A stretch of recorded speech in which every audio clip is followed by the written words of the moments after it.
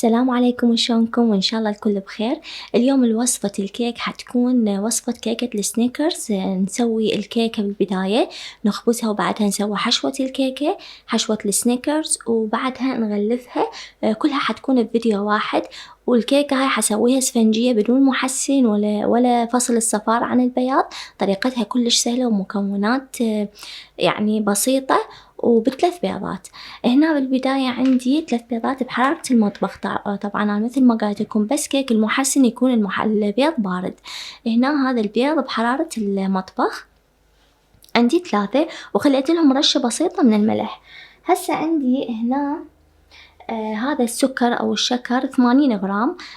عندي هذا نص كوب، شوفوا ما صار متروس كلش، يعني تقريبا ثلث كوب. المهم بالغرام 80 غرام. هنا نضيف السكر على البيض، وهسه نبدي نخفق إلى أن يتكون عندنا خليط كريمي.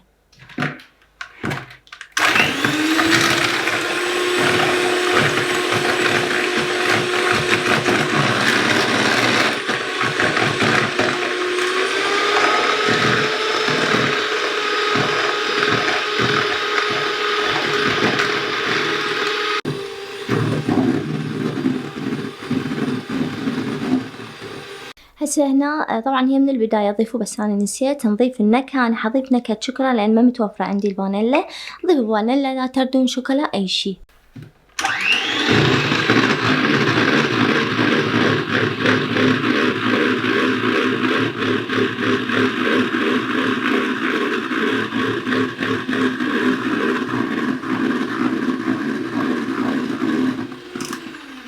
شوفوا هنا القوام شلون تعرفون انه خلص بعد. شوفوا من تسوون هيك حركات تبقى يعني ما تختفي بسرعة. هنا هسه بعدها اضيف الزيت. الزيت عندي 30 ملم، او عندي هنا هذا ربع كوب، بس شوفوا ما متروس، بس بالملم 30 ملم.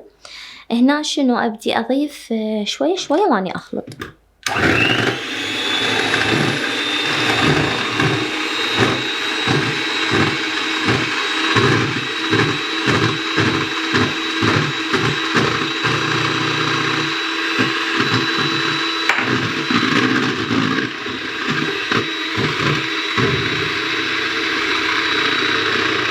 حليب ربع كوب أضيفهم بالتدريج.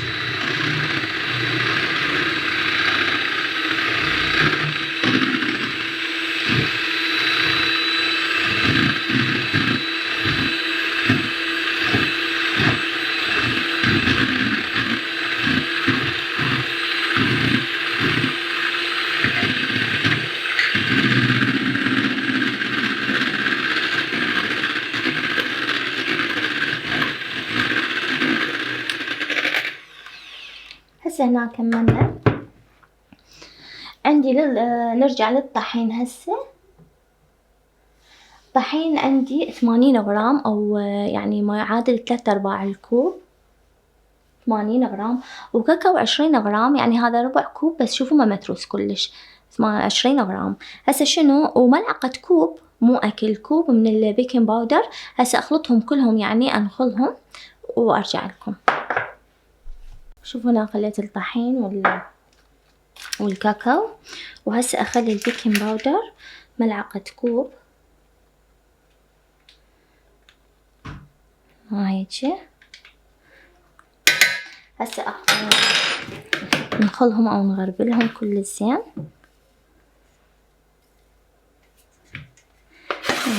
كم مرة، كل ما تكثرون كل ما الطحين يدخل فيه هواء، بحيث الكيكة تنفش أكثر. هسه أبدي أضيف شوية شوية وأخلط، يعني مثل ما تعرفون هاي كيكة إسفنجية، فلازم نخلط بهدوء. نضيف الطحين بالتدريج.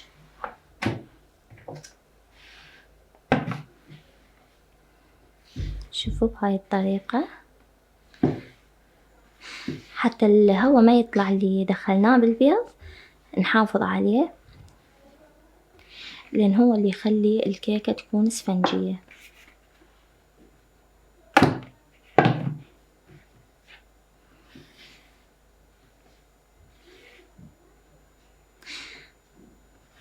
وهاي الكيكة طبعًا إذا تردون تضاعفون الكمية مالتها، بدال ما تخلون 3 بيضات تخلون 6 بيضات وتضاعفون باقي المقادير.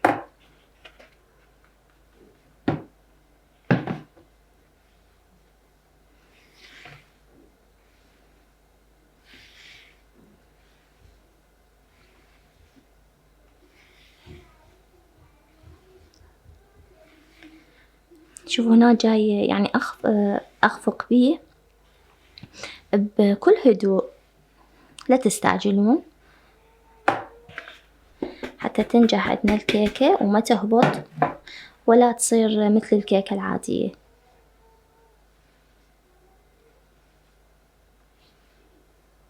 بهاي الطريقة.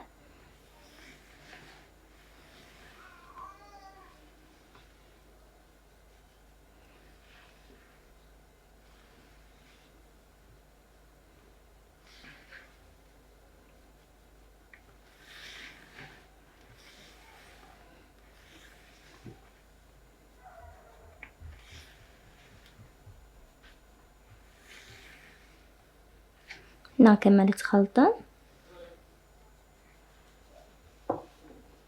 شوفوا هسه عندي هذا القالب قياس 15، أنا أريدها شوية تكون عالية، انتو إذا تردوها يعني ناصية خلوها بقياس 20.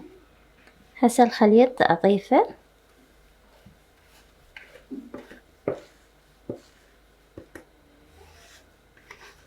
وأنا محمية الفرن وخليه على الرف الوسط على درجة 150. دائما الكيك الإسفنجي خلوه على درجة 150، لأن مثل ما تعرفون هو إسفنجي يكون خفيف فبسرعة يحترق إذا على نار عالية عكس الكيك العادي. هسه هنا كملنا. هنا نطرقه شوية كم مرة. شوفوا حتى الهواء يطلع. هسه خليها بالفرن.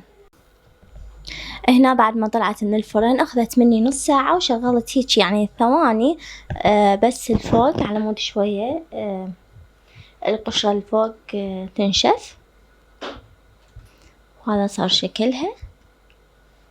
هسه شنو هغطيها بالخاولي واتركها الى ان تبرد حتى اغلفها بكيس نايلون واضمها بالثلاجة. هسه هنا حسوي الحشوة. الحشوة الكراميل عندي هنا 3/4 الكوب من السكر ونص كوب من القشطة أو كريمة الخفق إذا متوفرة كريمة الخفق، إذا ما متوفرة قشطة. وهنا عندي زبد بارد يعني 70 غرام. وهذا عندي فستق، طبعا هذا يعني ني لا محمص ولا شي. هسه احنا نحمصه بدون زيت هيجي بالفرن او بالقلاية الهوائية. هسه هنا نبدي بالبداية نخلي الشكر، خليه على نار هادئة. اعوف شوية من عنده بس يبدي شوية هذا يذوب اضيف الباقي عليه. هنا خليه على نار هادئة مو عالية حتى براحته حتى ما يحترق يعني يبقى لونه حلو وطعمه طيب. هنا حولته بهاي الطاوة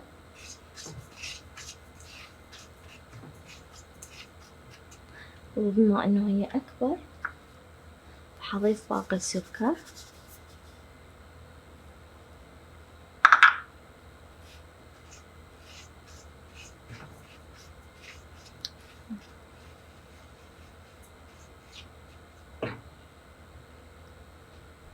شوفوا هنا بدأ شوي شوي يتكرمل الشكر. هسه هنا بعدها أضيف الزبد.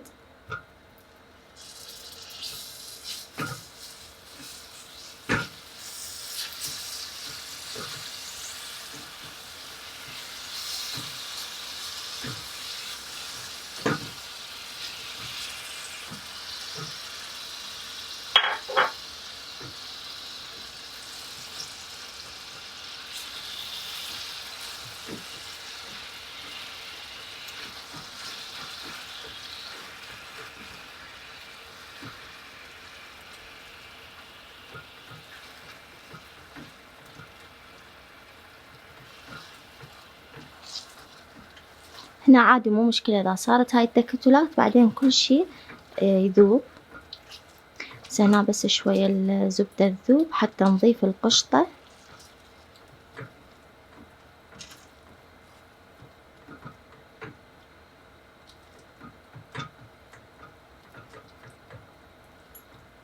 هسه هنا أضيف القشطة بعد ما ذابت الزبدة.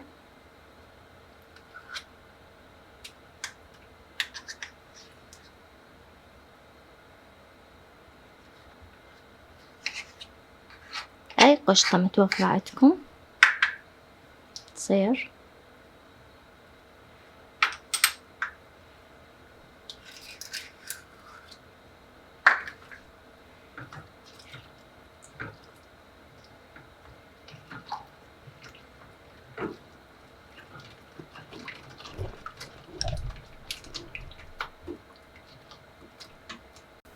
شوفوا هسه هنا كل شي ذاب، حتى ما ملتصق أي شي بالطاوة. هسه أطفي النار وأتركه إلى أن يبرد على صفحة. وهذا الفستق هنا حمصته هيجي صار شكله. هسه هنا بعدها نضيف عليه الفستق، يعني كمية مو كلش هواي، نخلطه ونتركه يبرد على صفحة.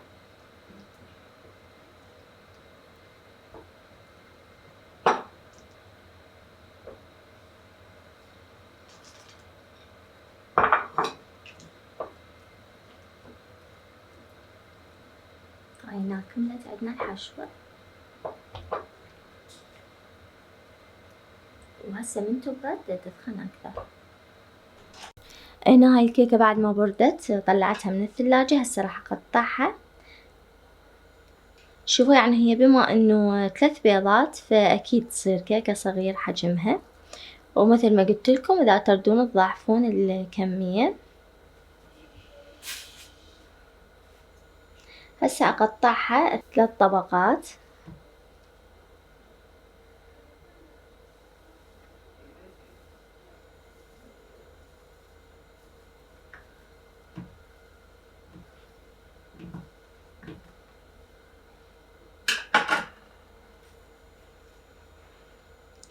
شوفوها.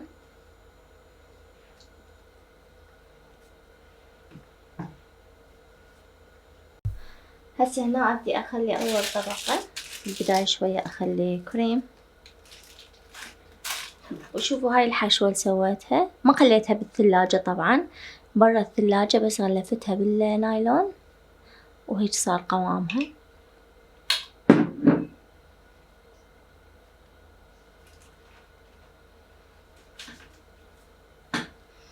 هنا أخلي أول طبقة.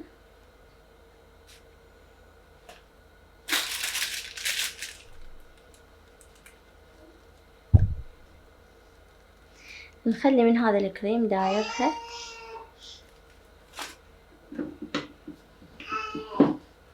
وهسه أخلي الحشوة.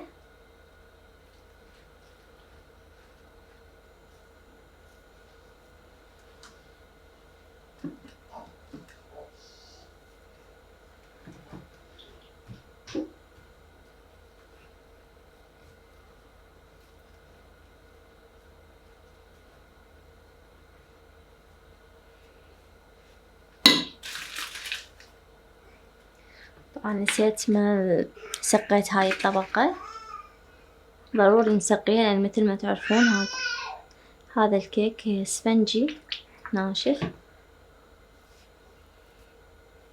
خلي هاي الطبقة الثانية.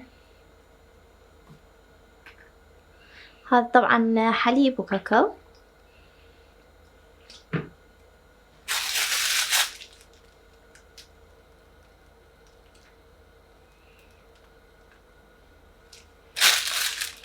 شوية نخليه.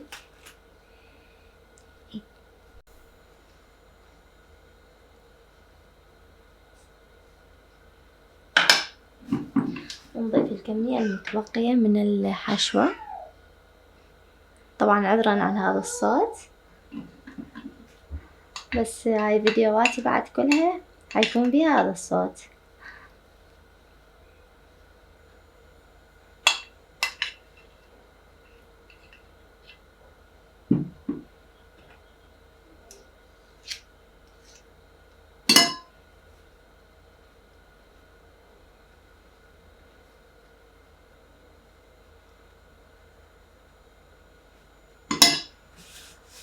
وهاي آخر طبقة سقيها بالحليب بالكاكاو ونخليها. هسه شنو أسوي؟ أغلفها كل زين بنايلون وأخليها بالمجمدة كم ساعة، بس أريدها تجمد الكيكة حتى نسوي التغليفة مالتها.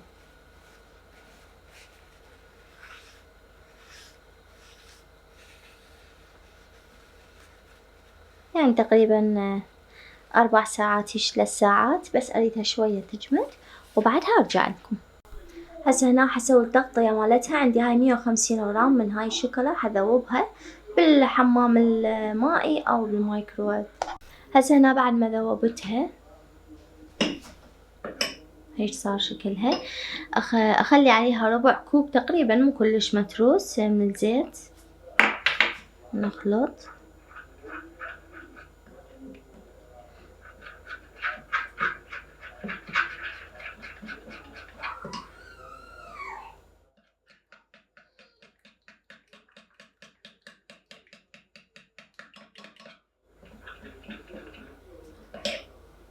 شوفوا يكون قوامه خفيف.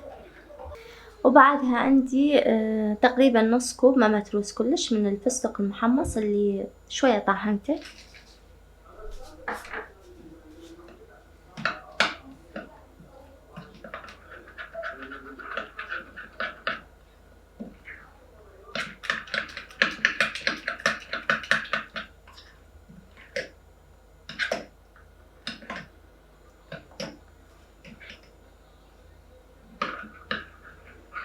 هسه أنا بعد ما طلعتها من المجمدة وخليتها على الكاسة حتى أصبه.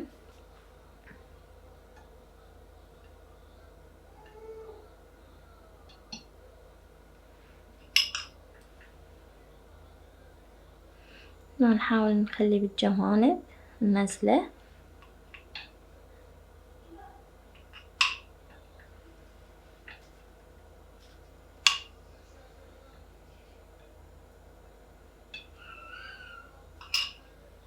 وهاي هنا بعد ما كملنا وغلفناها.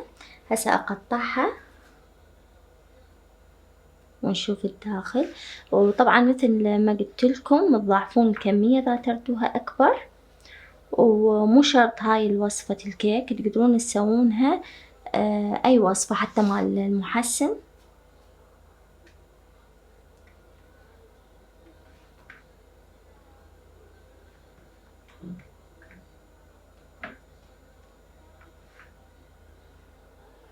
طبعا هاي طبيعي يتكسر، لأن شنو عندنا شوكولا مو نوتيلا. لو نوتيلا أو جناش بسرعة تتقطع.